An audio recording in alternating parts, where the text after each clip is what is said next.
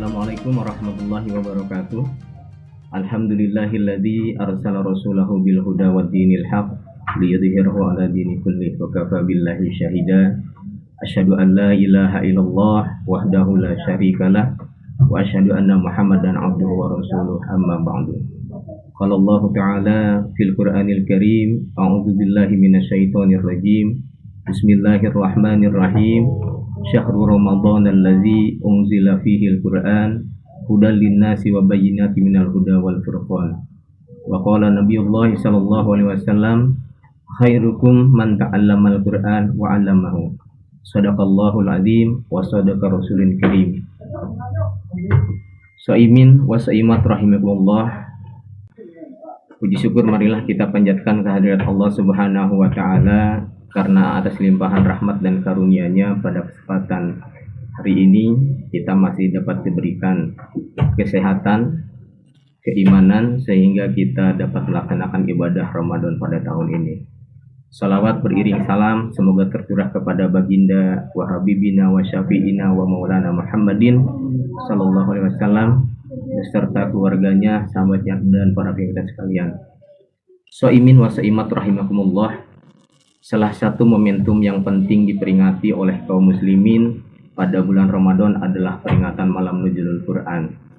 Peringatan ini dilakukan dalam upaya untuk mengingatkan fungsi dan peran penting Al-Quran bagi kehidupan manusia, sekaligus mempererat hubungan kita terhadap Al-Quran yang dari sini diharapkan kita bertekad untuk hidup bersama Al-Quran. Manakala kita mau hidup bersama Al-Quran, ada beberapa kewajiban terhadap Al-Quran yang harus kita laksanakan. Bila kita simpulkan, paling tidak ada 5 kewajiban terhadap Al-Quran yang harus kita pahami dengan baik dan kita laksanakan secara sungguh-sungguh. Pertama, kewajiban yang harus kita penuhi adalah mengimani bahwa Al-Quran tersebut merupakan wahyu dari Allah Subhanahu wa Ta'ala yang mutlak kebenarannya dan terjamin keasliannya. Keimanan ini menjadikan kita tidak ragu sedikit pun akan kebenaran Al-Quran, apalagi beriman hanya kepada sebagian ajaran yang ada di dalam Al-Quran. Karena memang banyak dari umat-umat agama lain yang berusaha untuk memberikan keraguan terhadap umat kita sebagai umat muslim. Jadi kita harus memiliki keimanan terhadap Al-Quran ini karena apa? Karena rukun iman yang ketiga adalah merupakan keimanan kepada Al-Quran. Ya. Jadi mengimani Al-Quran adalah merupakan rukun iman yang ketiga. Karena itu kita sebagai seorang muslim harus mengimani bahwa Al-Quran ini adalah merupakan wahyu Allah yang diturunkan kepada Nabi besar Muhammad SAW melalui malaikat Jibril, yang apabila membacanya adalah merupakan mendapatkan pahala di sisi Allah. Jadi anak-anak sekalian, jangan sampai kita sebagai seorang muslim tidak mengimani terhadap Al-Quran ini, karena ada beberapa golongan yang memang menurut Allah di dalam firman-Nya dikatakan wa minan nasi may yaqulu amanna billahi wa bil yaumil akhir wa ma hum bimumin. Dan di antara manusia itu ada yang mengatakan kami beriman kepada Allah, ya, kepada billahi wa bil yaumil akhir, kepada akhir dan kepada malaikat. Namun kata Allah wa ma hum bimumin, dan tidak aku katakan mereka itu termasuk orang-orang yang beriman. Na'udzubillah summa na'udzubillah. Ya, jadi kita sebagai seorang muslim, Bapak tegaskan lagi, kewajiban yang pertama terhadap Al-Quran ini adalah mengimani bahwa Al-Quran adalah merupakan wahyu Allah yang mutlak kebenarannya dan terjamin keasliannya.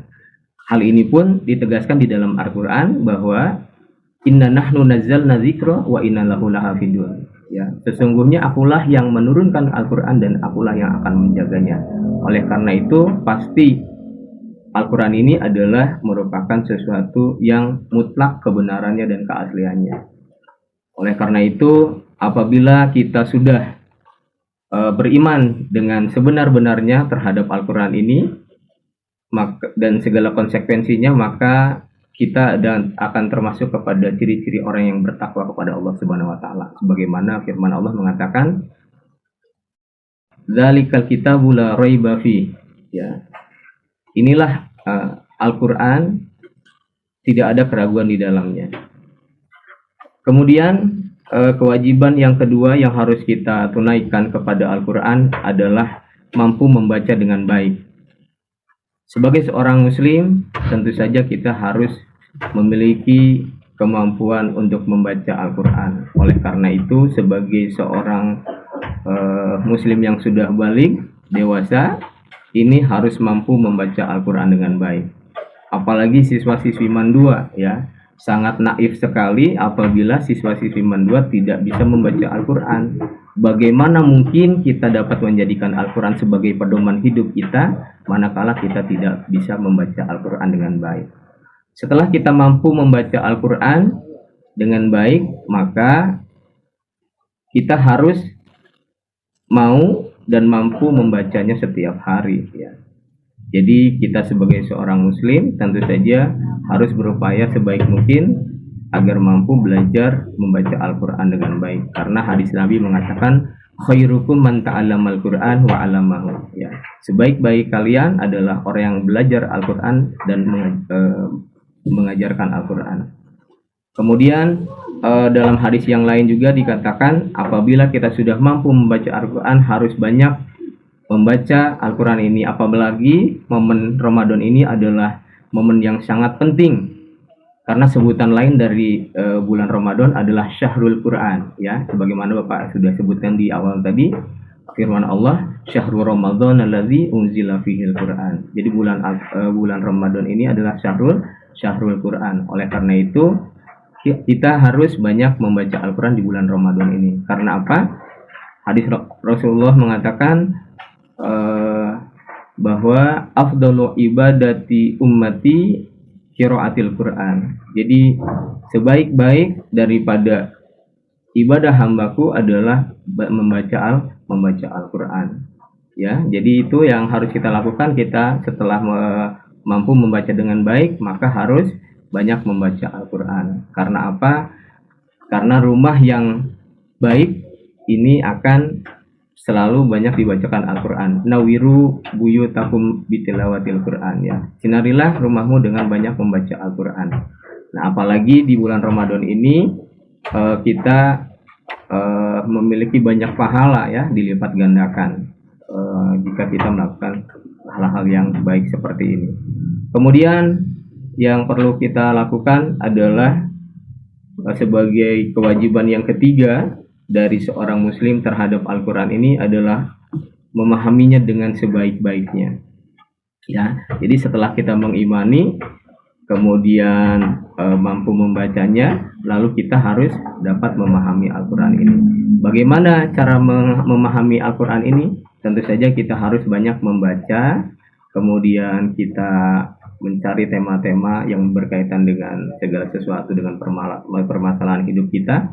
Kemudian kita mencari kamus, belajar tafsir, kemudian kita juga banyak belajar bahasa Arab, ya, untuk berusaha memahami dengan sebaik-baiknya. Manakala kita mau hidup bersama Al-Quran, lalu kita pahami Al-Quran dengan baik, niscaya kita tidak akan mengikuti hawa nafsu setan, sebagaimana digambarkan dalam surat Ar-Ra'd, ya, dikatakan, wa kadzalika anzalnahu hukman arabiyyan wa la ini tabata ahwaahum ba'da ja'aka minal ilmi malaka minallahi min wali walawa. Dan demikian kami telah menurunkan Al-Quran sebagai peraturan yang benar dalam bahasa Arab. Sekiranya engkau mengikuti keinginan mereka setelah datang pengetahuan kepadamu, maka tidak ada yang melindungi dan yang menolong engkau dari siksaan Allah. Jadi sebagai seorang muslim, kita harus berusaha untuk memahami Al-Quran ini dengan sebaik-baiknya. Kemudian sha'imin wa sha'imat rahimakumullah, kewajiban yang keempat yang harus kita lakukan terhadap Al-Quran adalah mengamalkannya dalam kehidupan sehari-hari. Inilah pembuktian utama dalam hidup bersama Al-Quran.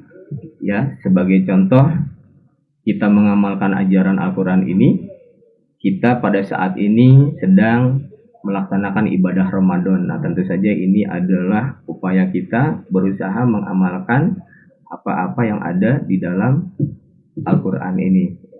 karena ada khitab dari Allah Subhanahu wa taala kepada kita sebagai seorang muslim untuk melaksanakan ibadah ini, sebagaimana dikatakan di dalam surat Al-Baqarah, ya ayyuhalladzina amanu kutiba alaikumusiyam kama kutiba alal ladzina min qablikum la'allakum tattaqun.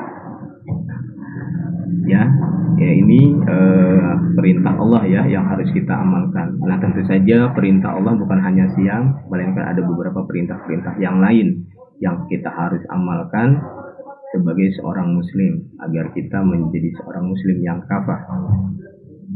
Saimin wa saimat rahimakumullah. Terakhir, kewajiban kita yang kelima terhadap Al-Quran adalah memasyarakatkan nilai-nilai Al-Quran. Ya, hal ini harus kita laksanakan karena hidup bersama Al-Quran tidak mungkin dapat kita laksanakan seorang diri, ya.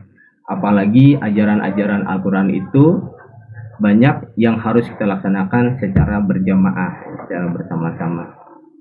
Jadi paling tidak bagaimana sih kewajiban yang harus kita lakukan, memasyarakatkan nilai-nilai Al-Quran ini, yaitu dengan cara kita mendakwahkan, ya, mengajak kepada orang lain agar ajaran-ajaran Al-Quran ini bisa memasyarakat, ya, kepada umat kita ini, ya. Di antaranya ada ayat mengatakan wal takum minkum ummatu yad'una ilal khair wa ya'muruna bil ma'ruf wa yanhauna 'anil munkar wa ulaika humul muflihun. Dan hendaklah ada di antara kalian segolongan umat yang menyuruh kepada kebaikan, wa ya'muruna bil ma'ruf wa yanhauna 'anil munkar, dan mencegah kepada kemungkaran, wa ulaika humul muflihun, dan mereka itulah termasuk orang-orang yang beruntung.